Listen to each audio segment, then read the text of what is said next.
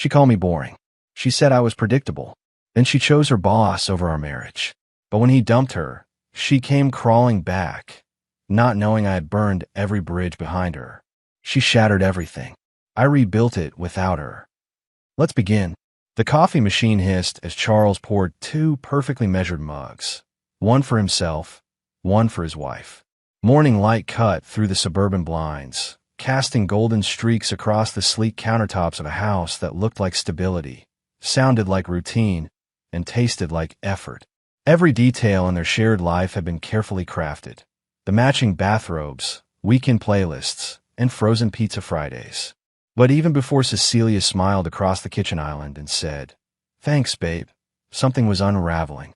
Charles Waite, 34, was a software engineer with a fully remote job at a booming startup, quiet, analytical, romantic in practical ways. Cecilia, 32, was a marketing coordinator with a spark in her walk and a sharpness in her smile. She worked downtown at an ad firm and loved telling stories through brands. Married 5 years, they were syncing cycles and discussing stroller brands, looking at school districts, talking about futures with certainty. And then February came. Cecilia's overtime shifts bloomed like invasive ivy, harmless at first, then persistent. "We're launching a massive rebranding campaign," she said, sweeping off her heels like a heroine coming home from war. She kissed him, sometimes absent-mindedly, always late, and disappeared into her laptop. Charles noticed the tension in her shoulders, but assumed it was ambition's weight. What he didn't see then was the flicker in her eyes when her phone buzzed. What he dismissed as tiredness was a different kind of exhaustion, the kind that follows secrets. Then came the Springfield retreat. Charles, ever the supportive husband, suggested tagging along. A quiet weekend. Room service. Some reconnection.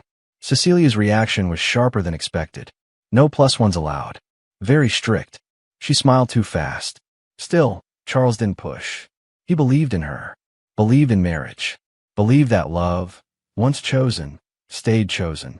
He took over laundry, cooked dinners, encouraged her dreams, and quietly kept loving a woman who was already slipping away. But the signs mounted. Her gym sessions increased. Her wardrobe changed. Her phone became a second limb. Always face down, always on her. Showering became her first move after walking in. And her smile, the one she used to give Charles freely, became reserved, exclusive to the glow of her screen. Then one Saturday, while the house still smelled like vanilla beans and espresso, her phone buzzed. She'd left it in the kitchen while she showered. Charles wasn't Snoop, but this time something felt off. He glanced down. A message preview lit the screen. "Last night was incredible. I can't stop thinking about you. Jacob A." He stared, unmoving, his hand on the mug, his body frozen in that Sunday light. He thought about last night. They had watched The Martian, eaten leftover Thai, and gone to bed together. She had curled into his side like nothing was wrong. The kettle whistled. His thoughts didn't. He didn't confront her that day. Not yet. Instead, he started paying attention, real attention. Her flinches, her distance, her disinterest in intimacy. He logged everything. The way she recoiled from his touch.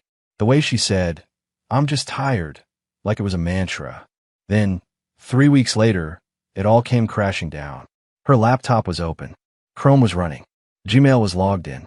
And what he found wasn't just betrayal. It was annihilation. Charles had clicked into Cecilia's Gmail with nothing but a practical need, to borrow her browser while his own machine rebooted. She had casually told him to go ahead. That was the last moment their marriage could have been saved. Because what stared back at him wasn't just an email. It was a doorway into a parallel life. Subject: missing you already.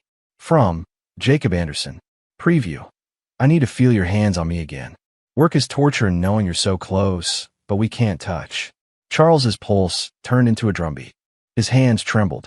He clicked, and what poured out over the next 3 hours was a grotesque mosaic of deceit.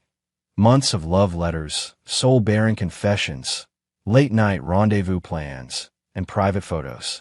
Cecilia, his wife, his partner of 8 years, describing their marriage as routine, uninspiring, calling him a good man, but boring, safe, predictable, something she had outgrown. Jacob Anderson, her direct supervisor, married, with 2 children. A man whose emails were littered with lines like, "You make me feel young again," and "I'll leave my wife when the time is right." Cecilia wasn't just cheating. She was planning an escape. They had fantasies. A home in Asheville. A child named River. A garden. A new life. Every single lie she had told Charles, the retreats, the conferences, the exhaustion, had been covered for weekend hotel visits and post-lunch quickies in his boss's SUV. She hadn't just betrayed their vows. She had erased them, rewritten herself into a character in someone else's romantic drama. And Charles had been cast as the forgettable first husband in the backstory. He didn't throw a fit. Didn't confront her that night. No yelling. No rage. Just resolve. He printed everything. Every explicit message. Every selfie she had taken in their bed for another man. Every tender phrase she had never said to him. Then he contacted Ron Griffin, a no-nonsense divorce attorney in downtown Chicago. Ron reviewed the file, nodded slowly, and said, "You're sitting on a nuclear bomb. Do not waste it on a confrontation. We'll build a case so airtight she won't even try to contest it." But Ron had a strategic suggestion. Go to couples therapy first. Let her confess, Ron said. Let her say it out loud, in front of a third party. It'll bury her legally and emotionally. You're not trying to fix anything. You're documenting her truth. Charles booked an appointment with Dr. Linda Torres, a licensed marriage therapist who had seen hundreds of doomed couples pass through her office. When he brought it up to Cecilia, her response was surprisingly warm. "Maybe that would help us," she said, her voice gentle, eyes glinting with controlled guilt. She talked about drifting apart, never about betrayal. Charles nodded and smiled as if he didn't already know everything. The day of the session, Cecilia wore her most polished persona. Calm, composed, legs crossed, nails glossy, voice trembling just enough to seem real. She spoke about feeling invisible, about not being heard, about how Charles had become more of a roommate than a husband. Charles listened, watched, let her script the narrative. Then, when Dr. Torres asked if any external factors were affecting the marriage, Cecilia hesitated. Charles leaned in. "Would you like to tell Dr. Torres about Jacob Anderson? Or should I?" Boom. The air left the room. Cecilia's lips parted, closed, shook. She whispered, "It's not what you think." Her eyes were full of excuses. Dr. Torres tilted her head. "Cecilia, is there an affair?" The pause that followed was eternal. Then a meek, "Yes." But she wasn't done. She launched into an emotional monologue about vulnerability, loneliness, connection.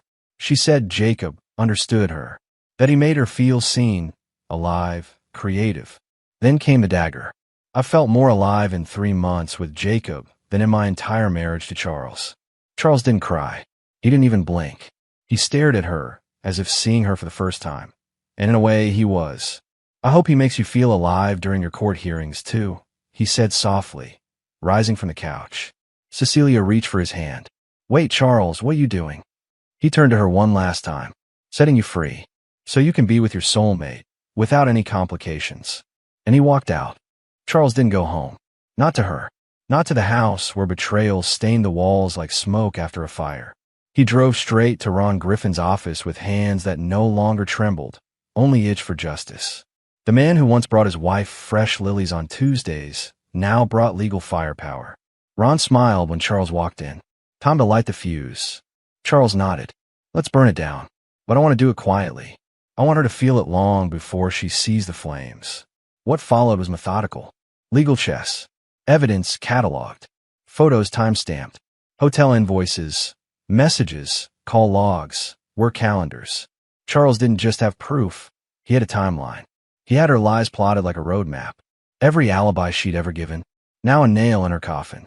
He didn't stop there. He created backups.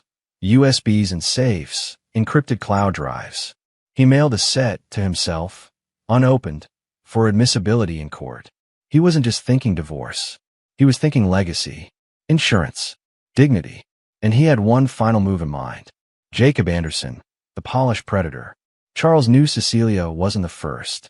And thanks to a little digging, he had an email address for someone very important. Linda Anderson, Jacob's wife. But he didn't send the email yet. Timing was everything. In the meantime, Cecilia's tone shifted. The week after therapy, she came home earlier, made dinner, smiled at him across the table like nothing had happened. She tried to act like they were healing. She even asked if he wanted to try a weekend getaway. Just us, she said. Let's reconnect. He agreed with a smile. Then the next morning, he filed the divorce petition. She received the papers 2 days later. Charles was at work, focused, present, alive, when she called, screaming, "You blindsided me." "I gave you months," he said calmly. "You just didn't notice because you were too busy lying." She begged. She cried. Then she threatened. "You'll regret this, Charles. We had a life." "No, Cecilia. I had a life. You had a backup plan." Click. Over the following days, she texted constantly. One read. "I ended it with Jacob. It wasn't worth it. I choose you." Another. "Let's go to counseling again. We can rebuild this." Charles ignored them all. Instead, he wrote a short, anonymous message and attached several redacted documents. Then he sent it to Linda Anderson. It was simple. "You deserve the truth. Everything here has been fact-checked. If you need more, let me know. No one should be blindsided the way I was." 2 weeks passed. Then Linda replied. One line. "Thank you. You just changed everything." Charles didn't need to hear more. He knew. That same week, Jacob dumped Cecilia, cold and clinical. "My wife found out. I have to salvage my family." His final message read like a HR memo. "Let's be adults. No drama." Cecilia collapsed. She called Charles sobbing, rambling. "He used me. He said I was special, but I was just a distraction." He went back to her. "He never meant it. I ruined everything." Charles listened, then quietly said, "You ruined you. I just got out of the way." Click. That's when it began, her unraveling. She showed up at his brother's house, mascara streaked, holding an old photo album and a casserole dish. She pleaded on the porch. Tom didn't even open the door. Then came the letters. "Though I still love you, S. But it was all mistakes." She mailed him 3 pages detailing how she'd been confused, how Jacob was manipulative, how therapy helped her realize Charles was her safe place. He didn't reply. Instead, he signed a lease for a modern downtown apartment with skyline views and no ghosts. And just when Cecilia thought she'd hit the bottom, her past came back again. Linda Anderson filed for divorce and named Cecilia in the complaint. Alienation of affection, civil liability, public exposure, legal fees, reputation annihilation. Cecilia didn't know who tipped Linda off. She never would. But Charles? He slept better than he had in years. The morning sunlight filtered into Charles's new apartment, the kind of morning that didn't come with fake apologies or cold silences. He sipped black coffee from his clean white mug, overlooking the city skyline, and read the news on his phone. Somewhere across town, Cecilia was probably sitting in a lawyer's office, her world caving in from both ends. The lawsuit filed by Linda Anderson wasn't symbolic. It was strategic, scorched earth, and public. Linda named Cecilia explicitly as the romantic partner who had contributed to the alienation and breakdown of her marriage. It was legally sound, emotionally sharp, and reputation-shattering. It didn't take long for the Whisper Network in Cecilia's office to erupt into fire. Anderson and Associates had a strict professional conduct policy, especially regarding supervisors engaging with subordinates. What started as quiet concern turned into HR inquiries, then formal complaints. Turns out, Jacob's affair with Cecilia wasn't his first offense. She wasn't unique, just another name on a list of women Jacob had told. "You're the one." By the end of the month, both were gone. Cecilia resigned, citing personal reasons. Jacob was quietly dismissed under the guise of internal restructuring. Behind the scenes, the board was trying to clean house before the gossip got louder than their brand reputation could tolerate. Charles, meanwhile, was thriving. His job performance skyrocketed. He had time, space, and clarity. The emotional fog was gone. His energy was back. And then, on a quiet Saturday night at Tom's small housewarming dinner, he met Claire. Claire had warm brown eyes, a quiet confidence, and a mind that didn't need attention. It offered presence. A veterinarian with a passion for wildlife photography and an honesty that disarmed him. They talked for an hour before he realized he hadn't checked his phone once. She wasn't dazzling in the way Cecilia had tried to be. She was real, grounded, transparent. When Charles told her about his divorce, he expected the usual awkward sympathy. Instead, Claire said, "I'm sorry someone made you feel like you weren't enough." That's on them, not you. And that sentence lodged somewhere deep in him. Meanwhile, Cecilia kept spiraling. She showed up uninvited. At Tom's house. At Charles's apartment. Crying. Begging. Bringing their old wedding album, as if nostalgia could undo betrayal. I left him, Charles. I told Jacob I made a mistake, she whispered, clutching old anniversary photos. We were building something real. Remember Florence? The rain? The umbrella? Her voice cracked. Charles didn't raise his voice. He didn't spit venom. He simply said, "That man erased you the moment he had to choose. And now you want me to be your safety net?" "No." You walked out of her story. You don't get to narrate a new one. Cecilia's voice broke. "But we can fix this." "No." You shattered something that can't be glued back. The next blow came from the professional world. Cecilia began applying to other firms, marketing agencies, PR companies, but word spreads fast, especially when your last job ends with scandal and your name is linked to an HR violation. Interviews dried up. Her LinkedIn went quiet. Even the empowered, rebranded posts she'd once crafted so carefully faded into silence. Charles wasn't watching her fail. He wasn't stalking her profiles. People just told him. Some friends, some colleagues, some mutuals. And he didn't gloat. He just moved forward. He bought a camera again, picked up hiking, spent Saturdays learning to cook with Claire. He smiled more, slept better, and started saying yes to life again.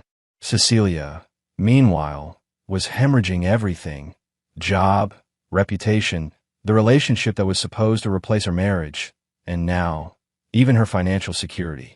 The lawsuit was real. The legal bills were mounting, and her parents were growing tired of the drama. Charles saw her one final time, by accident, at a grocery store.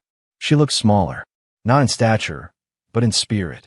No makeup, no glow, just a woman who'd gambled everything for excitement, and lost the one man who would have stood beside her through anything. "Charles," she whispered, "can we at least be friends?" He didn't even smile. "No, Cecilia. You don't stay friends with someone who lit your world on fire, and then asked if they could stand near the warmth afterward." And with that, he left her in aisle 9, standing between canned beans and the memory of everything she destroyed.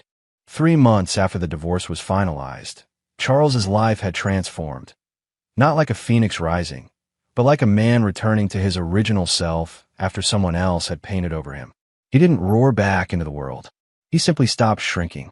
He hadn't just survived the betrayal. He'd outgrown it. Claire had become more than someone he dated. She was his mirror and his contrast. Where Cecilia had always wanted attention, Claire gave presence.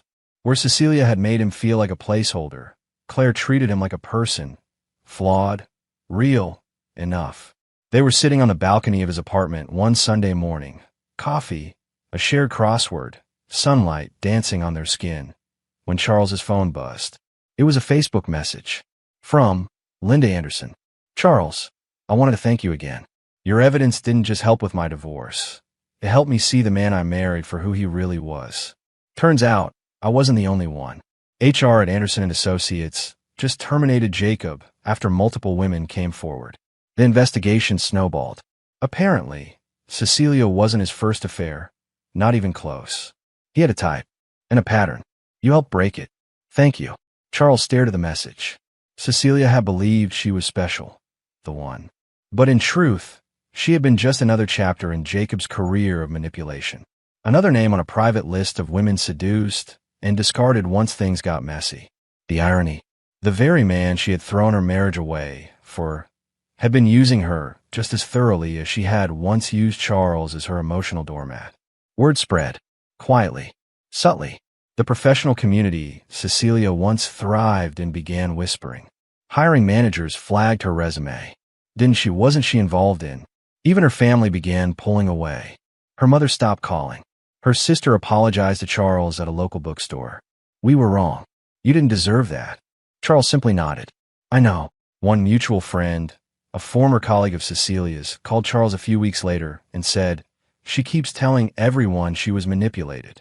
That Jacob pressured her into it. That she was confused. But we all know the truth. Her career's dead in this city." Meanwhile, Charles's own life was blooming. He had his photography featured in a gallery. His boss gave him a promotion and a raise. He and Claire booked a trip to Oregon's coast for a hiking retreat. One night, walking through the Portland woods, Claire turned to him and said, "I don't need you to be perfect, Charles. Just real. That's all I've ever wanted." And for the first time in years, Charles believed it. He wasn't healing anymore. He had healed, not because he sought revenge, but because he chose himself. Cecilia, in contrast, was unraveling. The alienation of affection suit drained her bank account. Her reputation never recovered. Jacob's wife, Linda, took her to court and won. Damages were awarded. Legal fees mounted.